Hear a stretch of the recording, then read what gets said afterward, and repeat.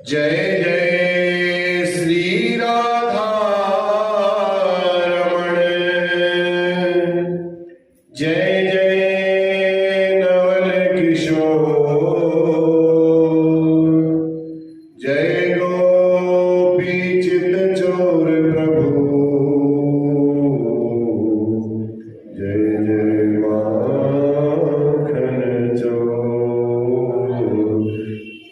जय जय माखन चोर। बोल बांके बिहारी लाल की जय, श्री भागवत भगवान की जय। डूबतों को बचा लेने वाले, डूबतों को बचा लेने वाले, मेरी नैया है तेरे हवाले, मेरी नैया है तेरे हवाले। डूबतों को बचा लेने वाले, डूबतों को बचा लेने वाले।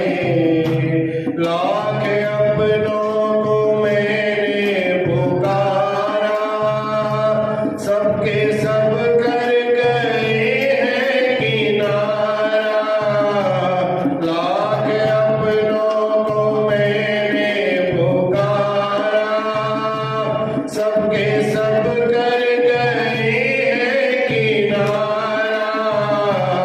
और कोई न देता दिखाई, सिर्फ अब तो ही तेरा सहारा।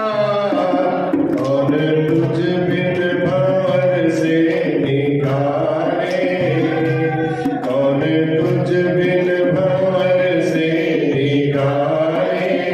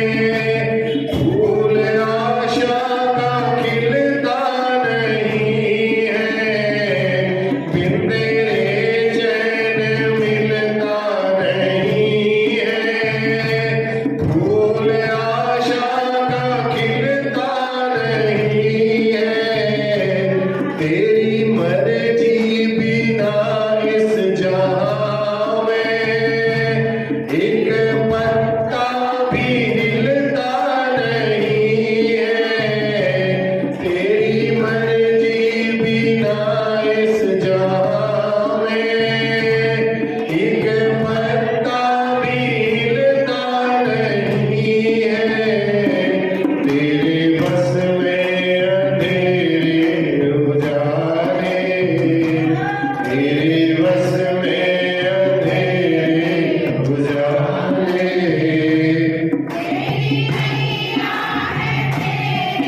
हवाले डूबतों को बचा लेने वाले, मेरी नैया है तेरे हवाले, डूबतों को बचा लेने वाले, डूबतों को बचा लेने वाले, डूबतों को बचा लेने वाले। बोलो के बिहारी लाल की जय।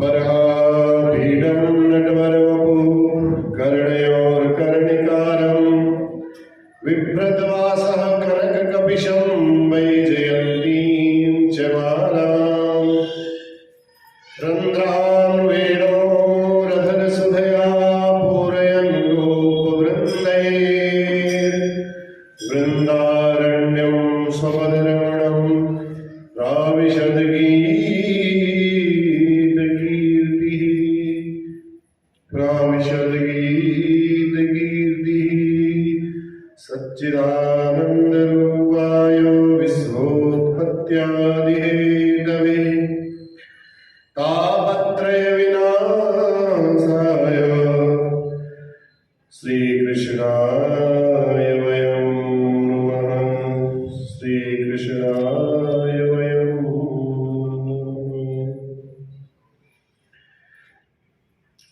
परम मंगलमय श्रीमद् भागवत महापुराण और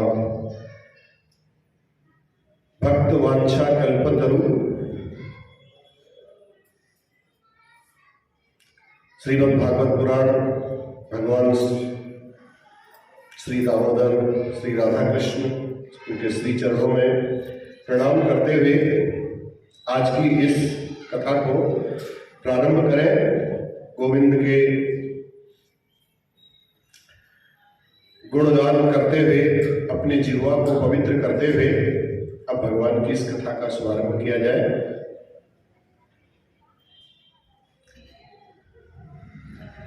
कल भगवान की चर्चा हुई, भीष्म पितामह ने बड़ी सुंदर स्तुति 11 श्लोकों के माध्यम से भगवान की की। भगवान को कहा प्रभु ने कि आप अगर एक दृष्टि भी किसी पर डाल दो तो दृष्टि मात्र अगर आपकी पड़ जाए तो उसकी काया बदल जाती है, उस पर कृपा हो जाती है। किसी पर दृष्टि डालते हो तो उसकी आयु को हर लेते हैं। कई उदाहरण दिए भीष्म पितामह ने। जब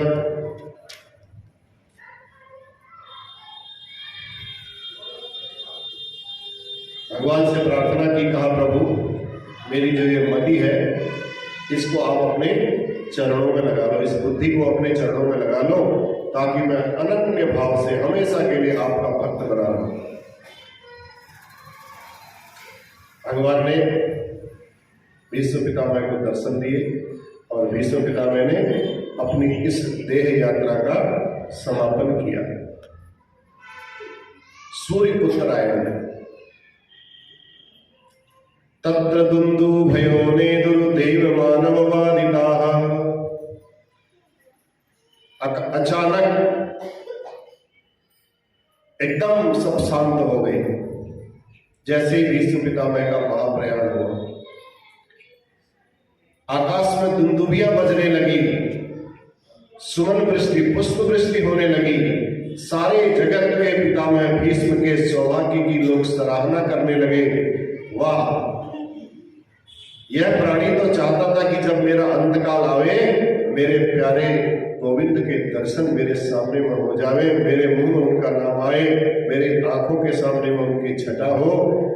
आज सब कुछ पितामह भीष्म को प्राप्त हो गया।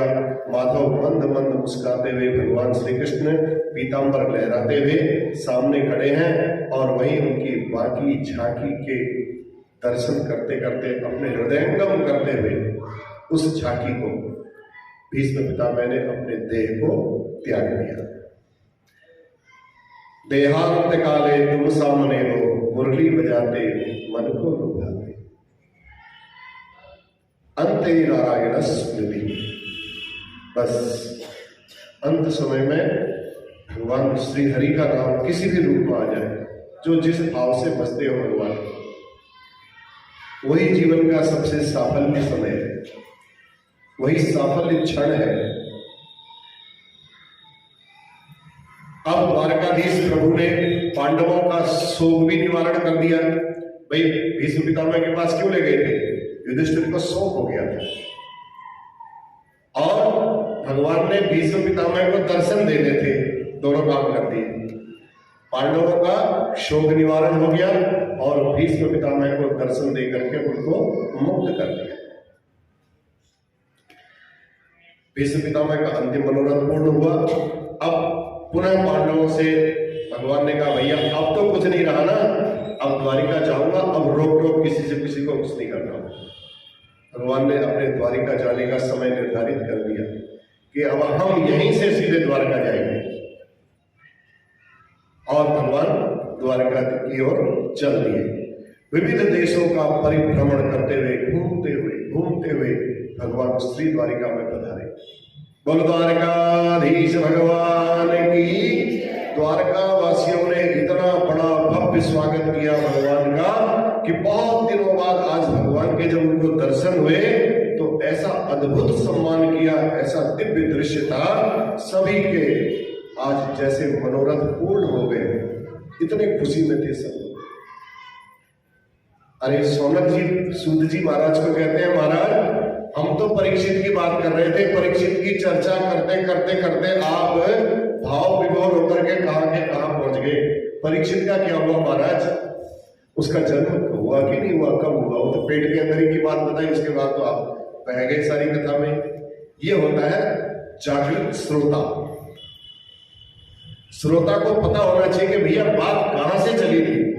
वक्ता कभी कभी भाव में बह जाता है, लेकिन सौनक जी बड़े जागृत श्रोता थे। तुरंत सूत जी को कहा, महाराज परीक्षित का क्या हुआ प्रभु? आप भगवान की लीला का वर्णन करते आप बहुत आगे निकल गए हो, फिर पीछे आइए। तब सूत जी कहते हैं, उत्तरा के गर्भ में भगवान ने परीक्षित की रक्षा की, और उसके बाद मातृगर्भ में बालक बिल्कुल सुरक्षित रहा। सूत जी बताते हैं, जब भगवान ने रक्षा कर दी, ब्रह्मास्त्र का भेदन कर दिया, समय आने पर परीक्षित का सकुशल जन्म हुआ, और ब्राह्मणों को बुला करके उसका जातकर्म संस्कार कराया।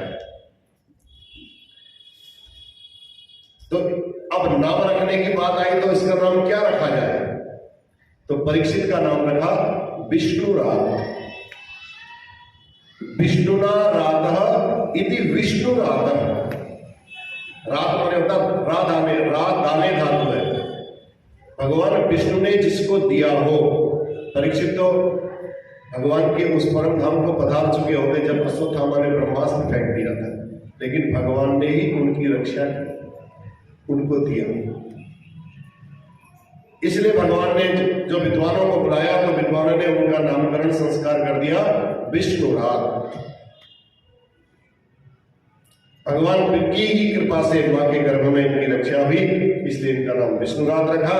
पर ये बालक, अब देखो, जिसकी गोद में भी जावे, उसकी गोद में जाकर के आप उसके सामने में आए तो आपको ही निहारते रहे बड़ी दूर से, दूसरा दिखे तो दूसरे, चारों तरफ जहां देखे बालक, जिसको देखे तो उसी की तरफ निहारता रहे।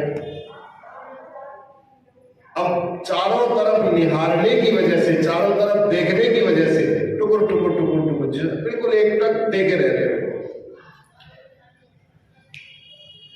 भैया क्या देख रहे हैं परीक्षित? विद्वानों ने इसकी बड़ी अच्छी व्याख्या की। परीक्षित देख रहे हैं कि भैया जो माता के गर्भ में है, जो मुझे दिव्य दर्शन प्राप्त हुए थे, कहीं ये तो नहीं है, कहीं ये तो नहीं है ना, ये वैसे तो नहीं है, थोड़ा सा मिल रहे हैं। फिर दूसरे को देखते हैं ना, ये तो वैसे नहीं है, ये थोड़ा सा मिल रहे हैं। तो ऐसे बार बार उसी को ढूंढते रहते हैं, चारों तरफ देखते रहते हैं परीक्षित। और चेहरे को बड़े ध्यान से देखते हैं, इसलिए उनका प्यार से दूसरा नाम पड़ गया परीक्षित। परितः ईक्षते इति परीक्षितः। जो परितः माने चारों तरफ, जो चारों तरफ देखते हैं, देखते ही रहते हैं, बस ढूंढते ही रहते हैं, वो कहाँ गया, वो कहाँ गया, वो कहाँ गया, जो मेरे को मिला था वो कहाँ गया। ये होती है पिपासा, प्यास।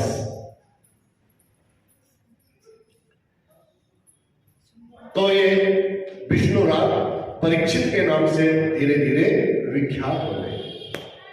समय आया, विदुर जी महाराज देखो एक तरफ तीर्थ यात्रा करते हुए पांडवों के पास आए। विदुर जी की यात्रा पूरी हुई तो पांडवों के पास आ गए। पांडवों ने देखा आज तो विदुर जी आए हैं, बड़ा सम्मान किया, बड़ा सम्मान करते थे पांडव लोग विदुर जी का, सब करते थे दुर्योधन को छोड़ करके। विदुर जी जब वहां पहुंचे, तीर्थ यात्रा पर निकल गए थे, दुर्योधन ने जब अपमान कर दिया, तीर्थ यात्रा से लौट करके आए तो सब लोगों ने बड़ा सम्मान किया। रात्रि का एकांत समय पा करके विदुर जी ने सोचा चलो अब धृतराष्ट्र जी भी गांधारी जी के साथ होंगे तो मैं वहां जाकर के थोड़ा भैया से मिल लूं। तो भैया से धृतराष्ट्र से मिलने के लिए विदुर जी रात्रि में धृतराष्ट्र के जो स्थान था, जो उनका कमरा था, महल था, उस महल में जाकर के पहुंच गए। धृतराष्ट्र को प्रणाम किया। धृतराष्ट्र प्यार बहुत करते थे विदुर को, बड़े प्रसन्न हो गए, मेरा विदुर आ गया। लेकिन पुत्र मोह के कारण विदुर जी को जाने से रोक नहीं पाए। इस बात का कष्ट धृतराष्ट्र को भी अंदर से बहुत था। जब विदुर जी आ गए तो बड़े प्रसन्न मना होकर के विदुर जी का स्वागत किया। और तब विदुर जी ने पूछा महाराज कैसे हो आप? धृतराष्ट्र को, पांडव लोग ठीक ठाक हैं, आपकी सेवा करते हैं या नहीं करते? अरे धृतराष्ट्र ने तो पांडव सेवा करते हैं जब कहा तो ऐसे प्रशंसा के पुल बांध दिए, इतनी प्रशंसा कर दी, कहा भैया विदुर इतनी सेवा करते हैं, इतनी सेवा तो मेरे दुर्योधन ने भी कभी अपनी जिंदगी में नहीं। मैं उन पर इतना वही नहीं रखता था कि ये मेरी सेवा करेंगे, मैं जानता था उनके स्वभाव को। भोजन ये तभी पाते हैं जब पहले मेरे लिए भोजन लेकर के आते हैं। इनकी कर्तव्य परायणता देखें, इतनी सेवा करते हैं। भीमसेन की ड्यूटी लगाई है, मुझे भोजन देने के लिए आता है। जब रसोई पहले बनती है, पहले रसोई मेरे पास आती है, मुझे भोजन दे करके जाते हैं, उसके बाद तब सब लोग ये बैठ करके भोजन करते हैं। और प्रातः काल जब उठते हैं तो उठ करके सबसे पहले युधिष्ठिर जी साष्टांग प्रणाम करने के लिए मेरे पास आते हैं, उसके बाद सारे भाई आते हैं। मेरा बड़ा सम्मान है विदुर जी, भैया मैं बहुत प्रसन्न हुआ। अब विदुर जी तो थे बड़े नीतिज्ञ, विदुर जी से रहा नहीं गया। विदुर जी ने कहा शर्म नहीं आ रही है तुमको? जिन पांडवों के लिए तुमने इतने षड्यंत्र रचे, इतने षड्यंत्र रचे, उन पांडवों की प्रशंसा के पुल तुम यहां बांध रहे हो और कुत्ते की तरह यहां दो रोटी के टुकड़े के लिए पड़े बैठे हो। शर्म आनी चाहिए। शर्म तुमने बिल्कुल बेच खाई, बिल्कुल शर्म नहीं है। इनकी महिमा मंडन कर रहे हो और आपको लज्जा भी नहीं आ रही है, तनिक भी लज्जा नहीं आ रही है। जो नीतिज्ञ आदमी होगा वो सत्य बोलेगा, थोड़ा कठोर जरूर लगेगा सत्य, लेकिन सुनने में कड़वा लगेगा, उसका जो अंत होगा वो बड़ा मीठा होगा। कितने कुचंत्र आपने नहीं रचे, कितने षड्यंत्र नहीं रचाए। आज उन्हीं पांडवों के यहाँ कुत्ते की रोटी की टुकड़ी, जैसे कुत्ता एक रोटी के टुकड़े के लिए घर में रहता है, वैसे तुम भी रह रहे हो। धिक्कार है तुम्हारे। भीमा पवर्जितम पिंडम आदत्ते गृहपालवत, गृहपाल वाले कुत्ता, भीम के द्वारा दिए गए उस भोजन को तुम कुत्ते की तरह खा रहे हो। धिक्कार है तुम्हारे ऐसे जीवन को। ये भी भला कोई जीवन है आपका? धृतराष्ट्र जी भी बहुत ज्ञानी थे। धृतराष्ट्र जी ने कहा विदुर भैया आपने मेरी अज्ञान के चक्षु तो खोल ही दिए, इसमें तो कोई शक नहीं, लेकिन जाओ तो जाओ कहां? मैं भी अंधा, मेरी पत्नी ने भी आंखों में पट्टी बांध रखी, हमारी में तो लाचारी है, हम जाए तो जाए कहाँ? उन्होंने कहा छोड़ो, चलो मेरा हाथ पकड़ो, मैं हूं ना तुम्हारा भाई, काहे के लिए तुम यहाँ पड़े हो? हाथ पकड़ा विदुर जी ने, रातों रात अपने भैया और भाभी को लेकर के वहां से चले गए, हस्तिनापुर से निकल गए। अब प्रातः काल हुआ, नियमानुसार पांडव जैसे सबके सब सबसे पहले युधिष्ठिर आते थे, ऐसे ही सब प्रणाम करने के लिए जैसे ही धृतराष्ट्र जी के कमरे में प्रवेश किया, देखा घर में कोई है ही नहीं। ओहो, धृतराष्ट्र को न पा करके युधिष्ठिर के मन में बड़ा क्षोभ हुआ, बड़े दुखी हो गए युधिष्ठिर, मेरे से क्या गलती हो गई, कहां गए ताऊ जी? गए तो गए कहां?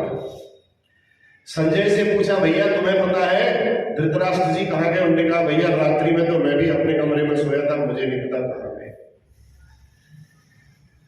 ढूंढने पर दूर दूर तक कोई पता नहीं चला, तो युधिष्ठिर महाराज बहुत दुखी हो गए, न जाने हम लोगों से क्या गलती हो गई, अंदर ही अंदर बहुत पछताने लगे, क्या अपराध हो गया, इतने बुजुर्ग थे हमारे, तो साक्षात पिताजी की तरह थे, पूरे पिताजी थे हमारे ऊपर उनका बरदस्त था, कौन सी बात उनको बुरी लग गई? चुपचाप बिना बताए जो यहां से भाग गए। तो उसी समय देवर्षि नारद और तुम्बुरु नाम का एक गंधर्व, नाम याद कर लेना, देवर्षि नारद और तुम्बुरु, ये नाम के गंधर्व वहीं पर तुरंत प्रकट हो गए रात्रि में, और उन्होंने युधिष्ठिर को, धर्मराज को बता दिया, समझा दिया, भैया आप दुखी मत होइए, दुखी होने की कोई बात नहीं है, अब तुम्हारे ताऊ जी को विदुर जैसे ज्ञानी नीतिज्ञ आदमी का सानिध्य मिल गया है, अब उनका निश्चित कल्याण हो जाएगा, आप उनकी ओर से निश्चिंत हो जाइए। तब जाकर के पांडवों को कहीं शांति मिली अंदर से। समय बीतता गया, अब धृतराष्ट्र के बिना बड़ा घर अधूरा अधूरा लगे, घर का जब श्रेष्ठ आदमी चला जाए, श्रेष्ठ व्यक्ति चला जाए तो घर अधूरा लगता ही लगता है। अब धीरे धीरे अपशकुन होने लगे पांडवों को, धीरे धीरे मन में ऐसा लगता था उनको, भगवान द्वारकाधीश गए, अर्जुन को अपने साथ लेकर के गए थे, कहा मैं अकेले तो जा नहीं सकता हूं, अर्जुन चलेगा मेरे साथ छोड़ने के लिए। यहां द्वारकाधीश को गए हुए, द्वारकाधीश गए थे, अर्जुन को अपने साथ में ले गए थे, आज पूरे 7 महीने बीत गए, अर्जुन का कोई अता पता नहीं, भगवान द्वारकाधीश का कोई अता पता नहीं, वहां पहुंचे कि नहीं पहुंचे, अर्जुन वहां से वापस आए तो आए कि नहीं आए, ये कोई पता नहीं। धर्मराज के मन में अनेक प्रकार की शंकाएं होने लग जाती है। आपका भी होता ना, जब किसी को आजकल के हिसाब से जब किसी को फोन करते हो, फोन नहीं मिलता है, बच्चों का फोन नहीं मिला तो अंदर से वही परेशानी शुरू हो जाती है। मन में बुरे विचार बड़ी जल्दी आते हैं, अच्छे विचार तो जो आएंगे आएंगे, बुरे विचार बहुत जल्दी आ जाते हैं।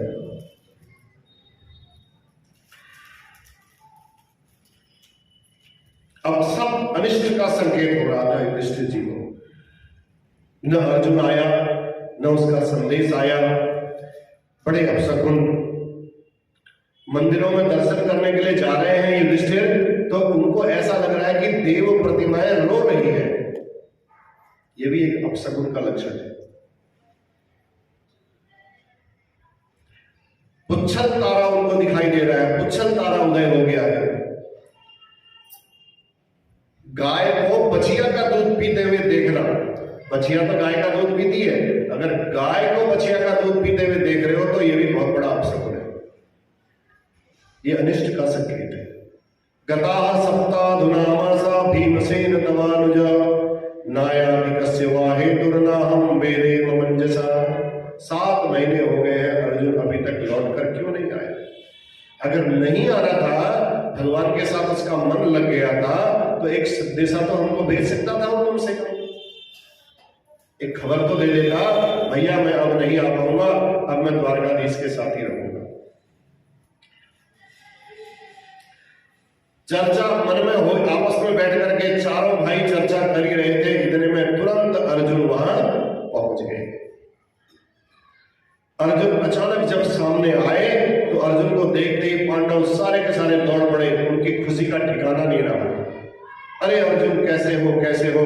सबको महान आश्चर्य होने लगा कि अर्जुन अचानक कैसे आ गए। अब अर्जुन की तरफ जब देखा तो अर्जुन का चेहरा लटका हुआ है, कांतिहीन, तेज विहीन, श्री विहीन। उस कांति विहीन चेहरे को देख करके युधिष्ठिर समझ गए कि जो मुझे अपशकुन हो रहे थे कहीं वो सत्य तो नहीं हो रहे।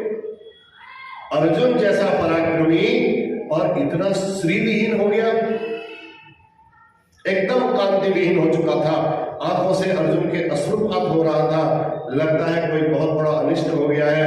सब युधिष्ठिर ने कहा अर्जुन बताओ, जल्दी बताओ भैया क्या हो गया, क्या हो गया। भीम ने भी बोला क्या हो गया भैया, जल्दी बताओ, तुम्हारी कांति नष्ट क्यों हो गई? तुमसे कोई बहुत बड़ा पाप तो नहीं हो गया? कहीं गाय का वध तो नहीं कर दिया? गौहत्या का दोष तो नहीं लग गया? कहीं विप्र वध तो नहीं हो गया? ब्राह्मण का दोष तो नहीं लग गया? वृद्ध और बालक की उपस्थिति में उन्हें खिलाए बिना चुपचाप उनके सामने कहीं तुमने अकेले भोजन तो नहीं कर लिया? सामने छोटा बच्चा बैठा हो, कोई बूढ़ा बैठा हो और तुम अकेले ही खा गए। शरणागत कोई तुम्हारे आया हो और तुमने उसकी रक्षा करने में तुम असमर्थ हो गए हो। कहीं तुम्हारी प्रतिज्ञा भंग तो नहीं हो गई? तुम्हारा मुख आज मलिन क्यों है, कांति विहीन क्यों है? इतने दिन तुम द्वारिका में रहकर के आए, तुम्हें तो प्रसन्न मन से यहां आना चाहिए था। क्या बात है, द्वारिकाधीश ठीक तो है ना? हमारे प्रभु अपने परिकर के साथ प्रसन्नता से रह रहे हैं। युधिष्ठिर ने पूछा, सांब, प्रद्युम्न आदि सभी यदुवंशी जितने भी थे वो सब आनंद पूर्वक रह रहे हैं।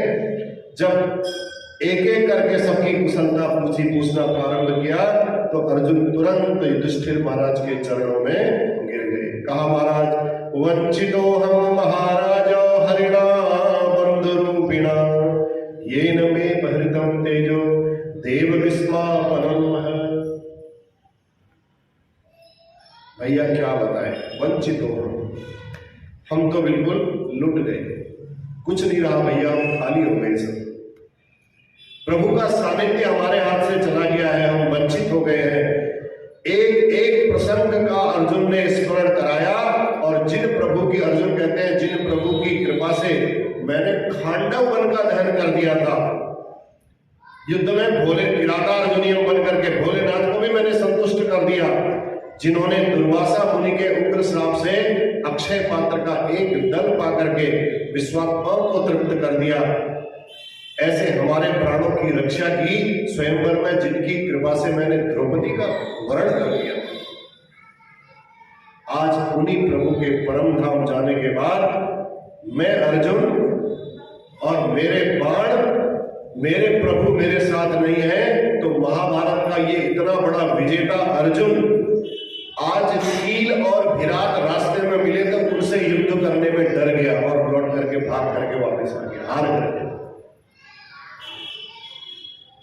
आज मुझे समझ में आ गया भैया, करने और कराने वाला तेरी मर्जी बिना इस जहां में एक पत्ता भी हिलता नहीं है। आज मुझे ये बात समझ में आ गई कि भगवान की मर्जी है तो सब कुछ है, भगवान की इच्छा नहीं है तो कुछ नहीं है। आप लाख कोशिश कर दो, जो कुछ बल पराक्रम था मेरे पास सब मेरे प्रभु की, मेरे ठाकुर जी की कृपा से था। मैं तो केवल एक निमित्त था और भगवान ने गीता का उपदेश दिया तो अर्जुन को बोल भी दिया, अर्जुन ये सब तो खाली निमित्त मात्रम भव सव्यसाचिन, हे सव्यसाचिन, हे अर्जुन तू खाली निमित्त बन बस। महाराज यदुवंश का संहार हो गया है। जब पूरा प्रसंग यदुवंश के संहार का अर्जुन ने सुनाया, विस्तार पूर्वक सुनाया, सुनते ही कुंती मैया ने जैसे ही सुना वैसे ही गोविंद की लीला स्मरण करके गोविंद परम धाम चले गए हैं। ये शब्द सुना, बस ऐसे चिंतन किया, ध्यान मग्न हुई और एक ही क्षण में कुंती मैया ने भी अपने शरीर का त्याग कर दिया।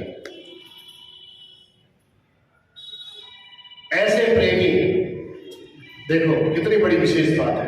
रामावतार में श्री दशरथ जी हुए थे जिन्होंने भगवान के वियोग का समाचार सुन करके अपने प्राण का एक क्षण में ही त्याग कर दिया, और यहां एक कुंती मैया ही एक ऐसी थी जिन्होंने भगवान के लीला संवरण के बारे में सुना और सुनते ही तुरंत अपने प्राण न्योछावर कर दिए भगवान के चरण। पांडव भी तुरंत द्रौपदी को साथ लेकर के, अब प्रभु के वियोग का क्षण भर का भी किसी से भार सहा नहीं गया, तो तुरंत पांडवों ने द्रौपदी को साथ लिया। परीक्षित बड़े हो चुके थे। परीक्षित को कहा, बेटा तुम अब इस राज्य को संभालो, अब हम इस संसार में नहीं रह सकते।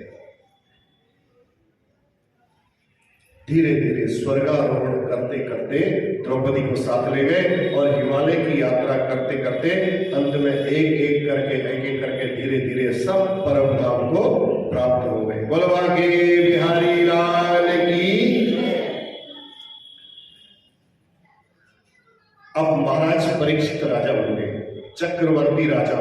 चक्रवर्ती माने जहां तक आपकी नजर पड़ती है चारों दिशाओं में, वहां तक उन्हीं का राज्य है, उनको बोलते हैं चक्रवर्ती। कोई दूसरा राजा हो ही नहीं सकता। राजा दशरथ भी ऐसे थे। अब परीक्षित ने कार्यभार संभाल लिया। एक बार परीक्षित के मन में विचार आया, चल करके प्रजा की व्यवस्था का निरीक्षण करना चाहिए। जो राजा होता है, राजा को कभी कभी गुप्त वेश में जाना चाहिए, ऐसा शास्त्र कहते हैं हमारे। प्रजा का निरीक्षण करना चाहिए। लोग मेरे बारे में क्या सोचते हैं, मेरी प्रजा के बारे में क्या सोचते हैं, मेरे मेरे प्रजा चलाने के बारे में क्या सोचते हैं। तो प्रजा की व्यवस्था का निरीक्षण करने के लिए निकल गए। अपने बुजुर्ग जो मंत्री थे, अनुभवी जो थे, परीक्षित ने कहा, महाराज सब लोग मेरे साथ चलो, और चल करके परीक्षित भ्रमण के लिए निकल गए।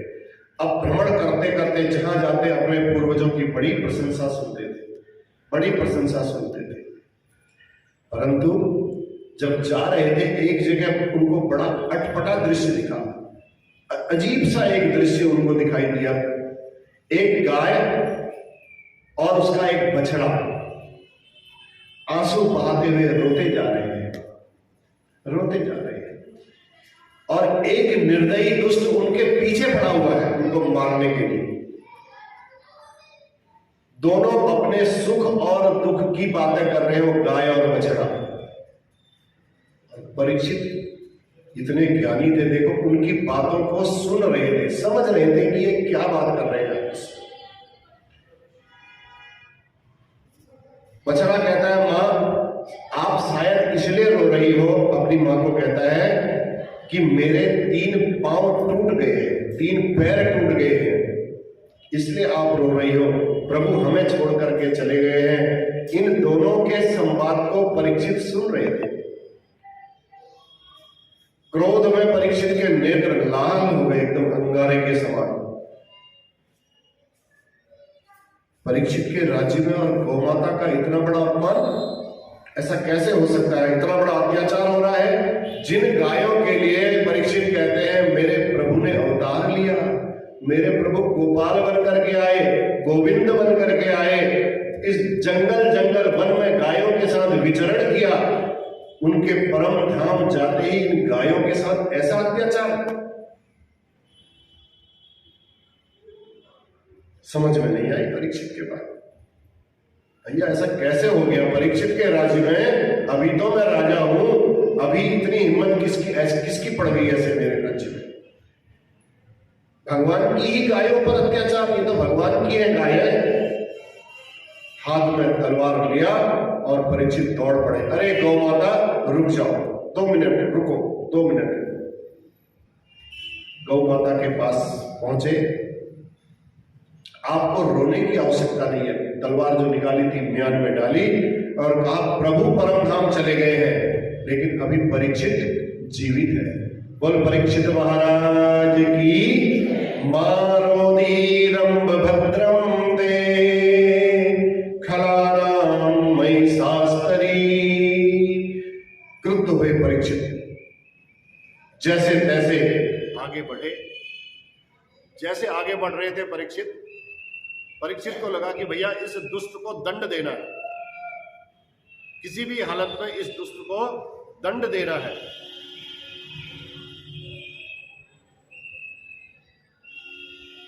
जरा रोक दे, कौन है ये बच्चा?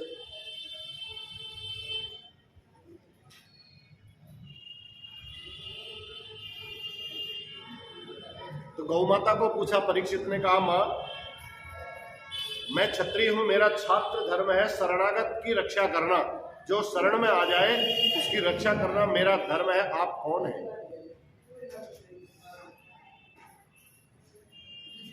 मैं जान गया हूं, फिर भी आप एक बार बताइए आप कौन हैं?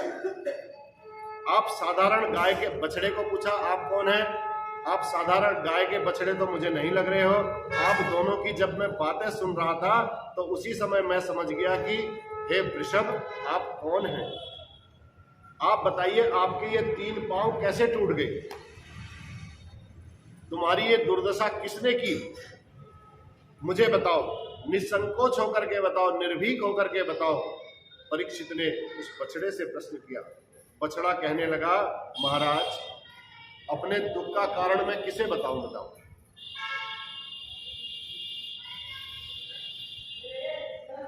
अब किसी को मैं अपने दुख का दोष दूं ये भी उचित नहीं लगता है मुझे।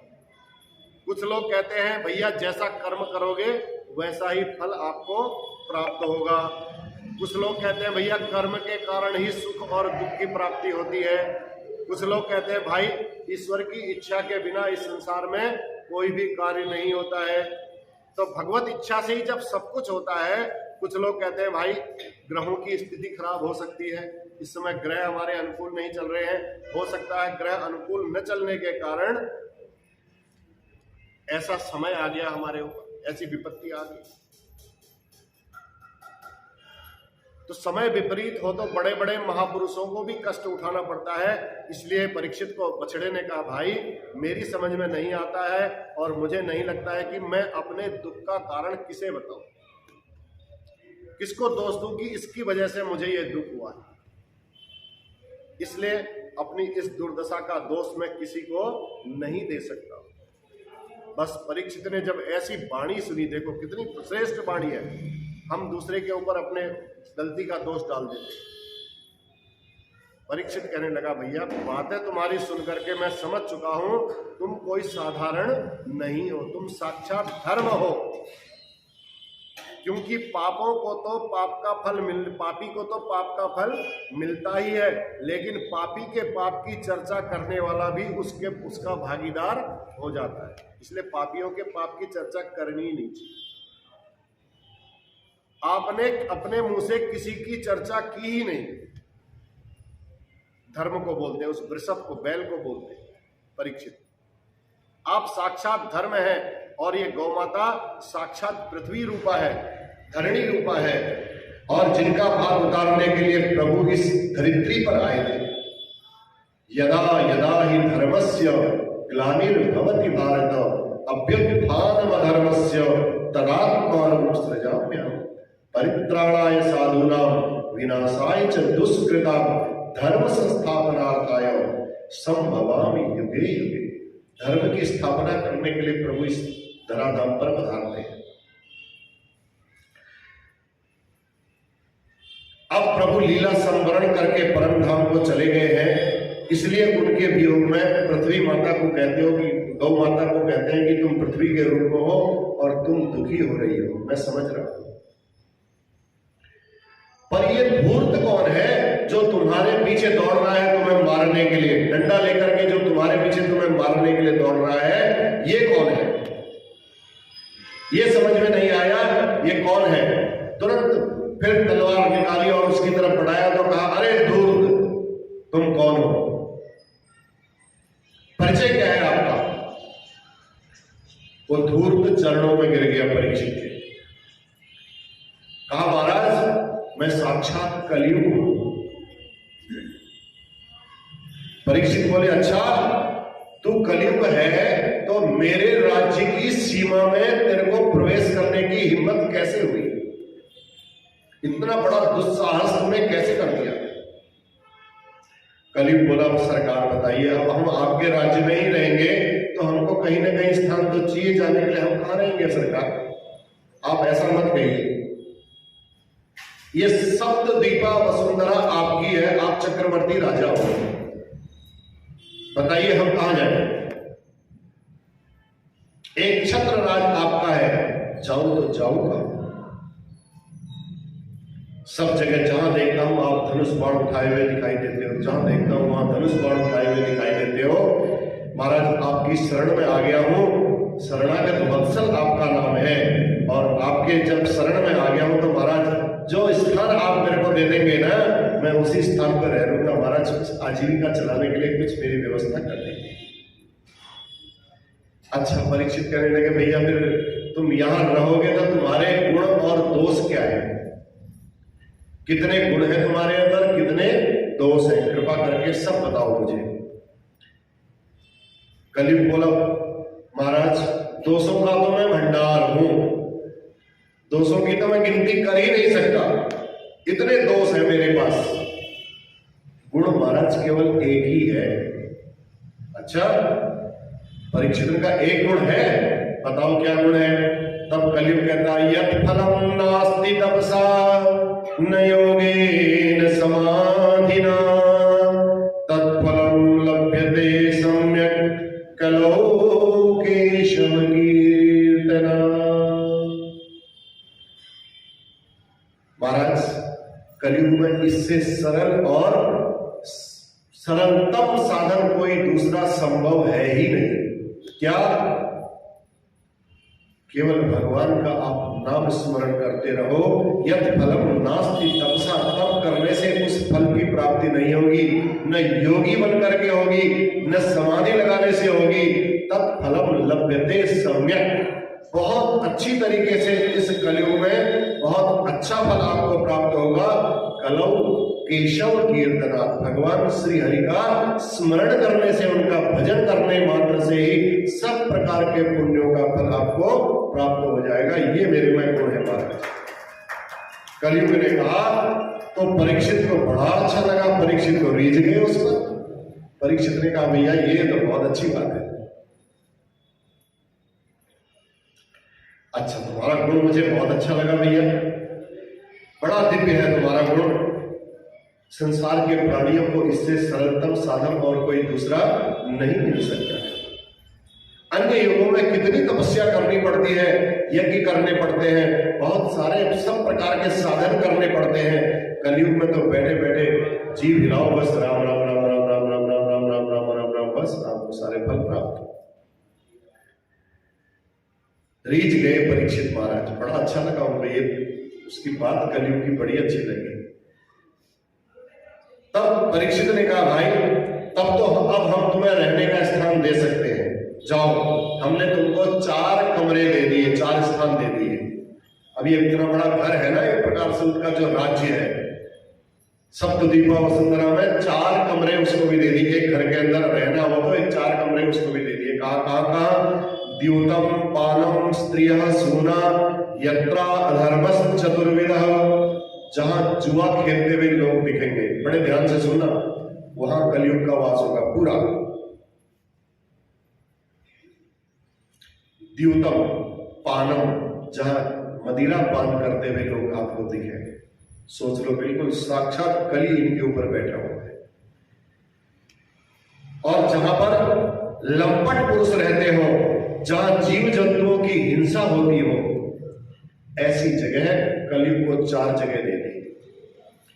कलयुग गिड़गिड़ाता हुआ कहने लगा प्रभु राजन, आप इतने बड़े राजा और परिवार बहुत बड़ा है, 4 कमरों में गुजारा नहीं होने वाला है महाराज, आपने बहुत छोटी जगह दे दी हमको। मेरा परिवार बहुत बड़ा है, मैंने बताया ना दोस्त बहुत सारे हैं, मैं गिना नहीं सकता, वो कहां रहेंगे फिर? ऐसे मत करो महाराज, आपको कम से कम मेरा एक गुण तो अच्छा लगा ना। 4 गंदी गंदी जगह आपने दे दी, एक कोई अच्छी जगह भी तो दे दीजिए महाराज, कृपा करो। परीक्षित रीझ गए थे, प्रसन्न हो गए थे परीक्षित, तो बढ़िया से बढ़िया महाराज कोई एक कमरा आप दे दीजिए, तो बताओ कौन सा स्थान चाहते हो? परीक्षित ने कहा।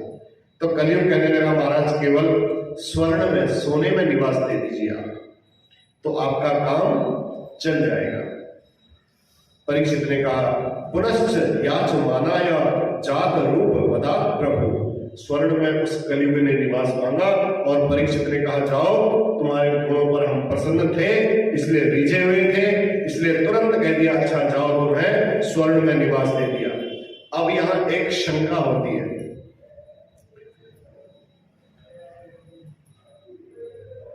शंका क्या होती है? कलयुग को स्वर्ण में निवास दे दिया परीक्षित ने,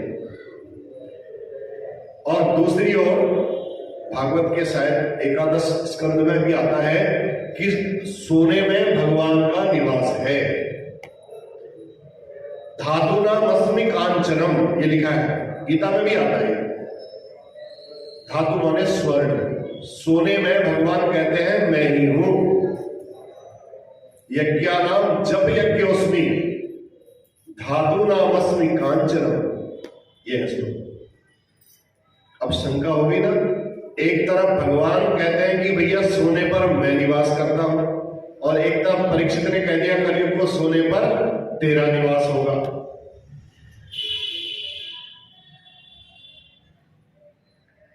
तब भागवत में लिखा है स्वर्ण में कलयुग का निवास है, और भागवत में ही भगवान कह रहे हैं, उद्धव से कहते हैं कि मेरा निवास स्वर्ण में है, स्वर्ण में मेरा निवास है, ऐसा उद्धव को बोलते हैं भगवान। अब इसका समाधान करो भैया, ईमानदारी से करो, विद्वानों के आगे बात रख दी गई। अब किसका माना जाए? आप कहते हो भगवान का निवास है, सोना भगवान के रूप में है, और एक तरफ सोना कलयुग का रूप है। भाई कली के रूप में सोना होगा तो बड़ी बुद्धि खराब करेगा। अब कैसे निर्धारित किया जाए कि कौन से सोने में कलयुग है और कौन से सोने में भगवान है? तो कुछ लोगों ने कहा सरकार ऐसा करो, ईमानदारी से तो कम ही लोग हैं जो सोना पहन पाते हैं, ठीक, और कृपया कुछ संशोधन कर दीजिए। तब गोस्वामी तुलसीदास जी ने रामचरितमानस में इसका संशोधन कर दिया।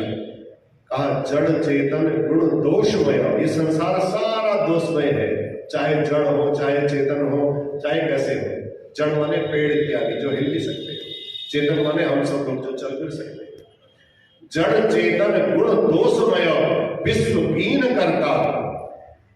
अब भोजन करते हैं तो भोजन में अन्न का दोष होता है, क्या अन्न ना खाए? वस्त्र पहनते हैं तो वस्त्र में दोष होता है, हर वस्तु में दोष है। जड़ चेतन गुण दोषमय।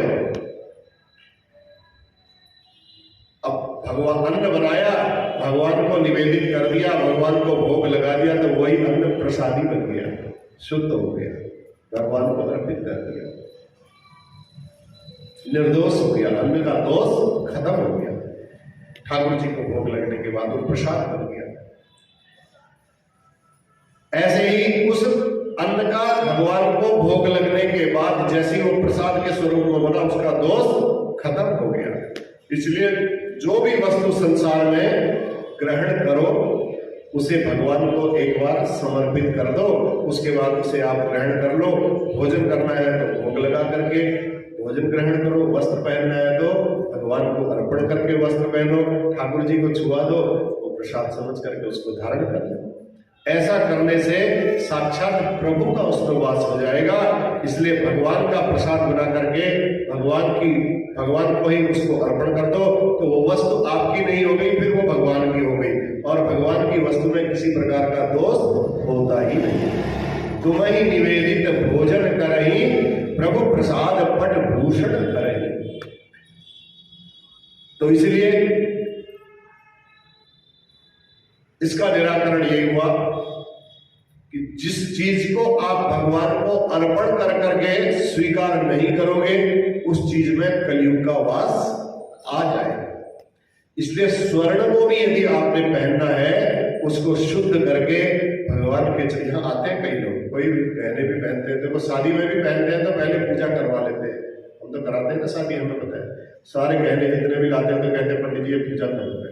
भगवान जी को अर्पण कर दिया, उसकी पूजा कर दी, शुद्धि कर दी, भगवान जी को छुआ दिया, उसके बाद कन्या को पहना देते। तुम्हें ही निवेदित भोजन करही, प्रभु प्रसाद पट भूषण करही। अब एक दिन परीक्षित ने सोने का बड़ा अच्छा मुकुट पहना और उनको लगा कि चलो आज जंगल में शिकार खेलने के लिए चलते हैं। निकल गए शिकार खेलने के लिए, बैठे थे घोड़े पर और चलते चलते चलते दिग्भ्रमित हो गए, रास्ता भूल गए,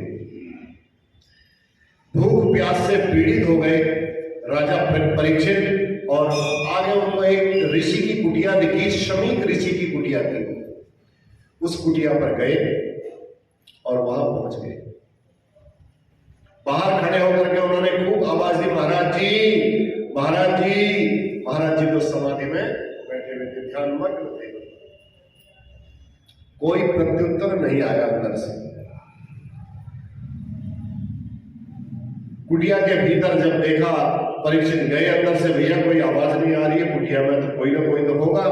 देखा महाराज जी अपने समाधि में बैठे हुए थे, ध्यान। उनको लगा परीक्षित को, भैया ये ढोंग कर रहा है। मेरे को देख करके इसने तुरंत आंख बंद कर ली है। मृषा समाधि राहो स्वीता, ये इसकी झूठी समाधि है, मृषा है। ये मेरा शब्द सुन रहा है और इसलिए आंख बंद करके बैठ गया है, ताकि इस राजा के चक्कर में कौन पड़े। फिर बुलाएंगे, इसको बैठाना पड़ेगा, इसको चाय भी बना के पिलानी पड़ेगी, फिर इसकी और सेवा करनी पड़ेगी। इसलिए ये ऐसा सोच रहा है, मैं आंख बंद कर ले और चुपचाप ये राजा बोलेगा बोलेगा, थोड़ी देर अपना निकल जाएगा।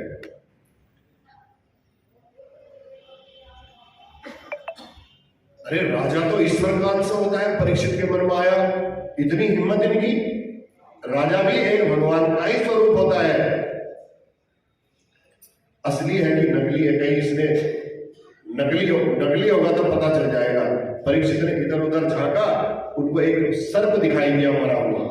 अपना तीर निकाला, उस सर्प को ऐसे उठाया तीर से और महाराज जी जो समाधि में बैठे हुए थे उनके गले में डाल दिया। डाला तो उनकी समाधि तो सच्ची समाधि थी, वो टस से मस नहीं हुई। उनको कोई पता नहीं सर्प डाल दिया या क्या डाल दिया। अब महाराज परीक्षित समझ गए कि ये समाधि सच्ची है, वो वहां से चले गए। संत को समझने में भूल हो जाए तो उसका परिणाम बड़ा भयानक होता है। असली को कहीं नकली समझ बैठे, कहीं नकली को असली समझ बैठे तो खतरा ही खतरा हो जाता है। तो इसलिए प्रताप भानु की कथा भी आती है रामचरितमानस में। तो वो भी राजा प्रताप भानु भी एक पाखंडी महात्मा के चक्कर में पड़ करके अपना सर्वनाश करा लिया उन्होंने। तो इसलिए एक पाखंडी पर विश्वास करके ऐसा भयंकर परिणाम हुआ। तो भागवत में एक असली संत को नकली समझ बैठे राजा परीक्षित थे। संत तो असली थे, लेकिन राजा परीक्षित ने उनको नकली समझ लिया। बस मरा हुआ सर्प उनके गले में डाला और जब वहां से चले गए तो यह दृश्य एक बालक जो वहां खेल रहा था वो देख रहा था।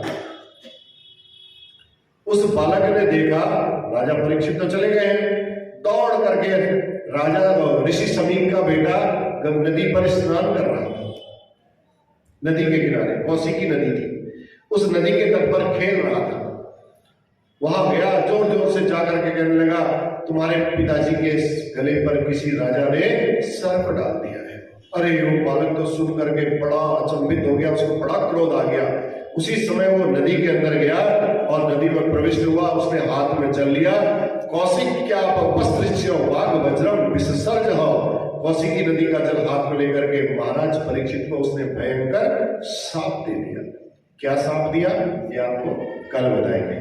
बोलवा के बिहारी लाल की जय जय नारायण नारायण हरि हरि भजो नारायण नारायण हरि हरि तेरी लीला सबसे न्यारी हरि हरि हरि जय जय नारायण नारायण हरि प्रभु नारायण नारायण हरि हरि मन चल रे वृंदावन धाम राधे राधे